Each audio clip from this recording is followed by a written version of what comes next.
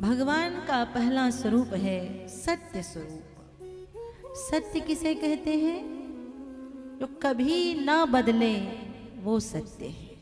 तो हमेशा एक जैसा स्थिर बना रहे, हर जगह जो रहे, जो हर काल में रहे, तो हर परिस्थिति में रहे, जो ऊंचे से ऊंचे पर्वतों के शिखर पर रहे और जो गुफाओं की गुह्यता में रहे, जो सागर की गहराई में रहे, जो हिमगिरी की शीतलता में रहे, जो कण कण में रहे, जो यत्र तत्र सर्वत्र रहे, वो सत्य स्वरूप है। परमात्मा ही है, यत्र तत्र सर्वत्र है, हर जगह उपलब्ध है, हर जगह। आपने कभी कभी देखा होगा, आपको कोई विशेष आवश्यकता पड़ी, भगवान की कृपा की बहुत आवश्यकता पड़ी, और उस समय आपने दिल से पुकारा, मुझे आवश्यकता है, इन वस्तुओं की आवश्यकता है, इस व्यक्ति की आवश्यकता है।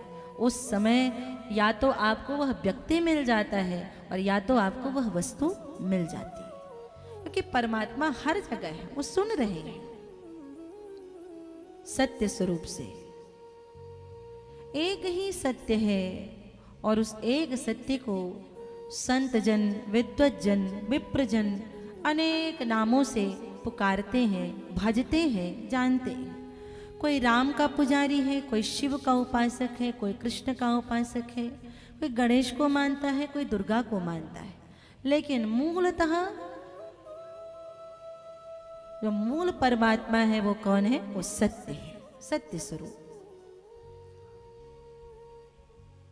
भगवान का नाम सत्य, भगवान का रूप सत्य, भगवान की लीला सत्य, और भगवान का धाम सत्य। नाम सत्य है।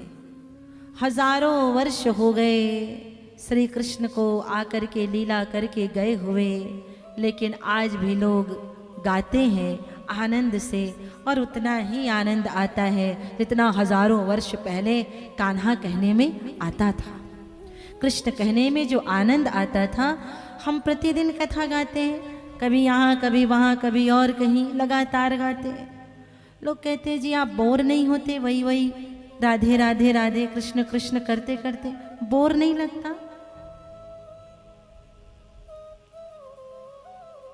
तो भैया भगवान की कथा बोर नहीं करती, भगवान की कथा सराबोर करती है, भगवान की कथा विभोर करती है, बोर नहीं करती, क्योंकि नाम सत्य है।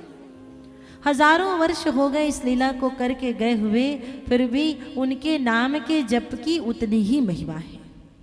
नाम सत्य, रूप सत्य है भगवान का। जितने सुंदर अपनी बाल्यावस्था में थे, वही मोटी मोटी आंखें, वही घुंघराले घुंघराले बाल, और वही सुंदर से कान्हा। वो 125 वर्ष के हो गए तो भी उतने ही सुंदर थे। जितने सुंदर बाल्यावस्था में, उतने ही सुंदर युवावस्था में, और उससे भी ज्यादा सुंदर वृद्धावस्था में। कहीं पर ये श्लोक नहीं आया कि भगवान के गाल में झुर्रियां पड़ गई। यही भगवान इसी समय अवतार ले रहे हैं, क्योंकि लीला सत्य है। माखन चोरी की कथा आती है तो लगता है भगवान यही माखन चुरा रहे हैं। महाराज की कथा आती है तो लगता है बस अभी महाराज रचा रहे हैं, क्योंकि लीला सत्य है। और लीला सत्य है तभी तो आप लोग धूप में बैठे हैं, गर्मी में बैठे कथा सुनने के लिए, क्योंकि लीला सत्य है। सब जानते हैं भगवान की कथा, प्राय सभी प्रेमी लोग जानते हैं, फिर भी सुनते हैं, क्योंकि लीला सत्य है। धाम सत्य है भगवान का, वृंदावन धाम सत्य है।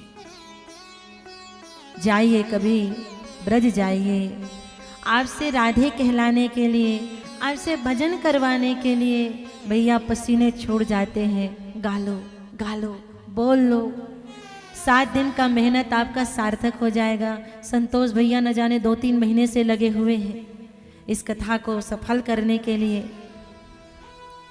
तो उस मेहनत की सार्थकता क्या है? जब तक गाएंगे नहीं तब तक पाएंगे नहीं, गाएंगे तो पाएंगे।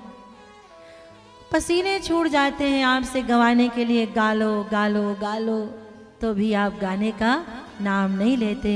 लेकिन पता है वृंदावन में रिक्शा चलाने वाले भी जोर से घंटी नहीं बजाते, चिल्ला करके कहते हैं राधे राधे, सामने से हट जा, राधे राधे। वहां के संत जन क्रोध भी करते हैं, उसमें भी क्रोध में भी राधे क्या कर दिया तूने। प्रेम भी करते हैं राधे राधे, अभिवादन भी करते हैं राधे राधे।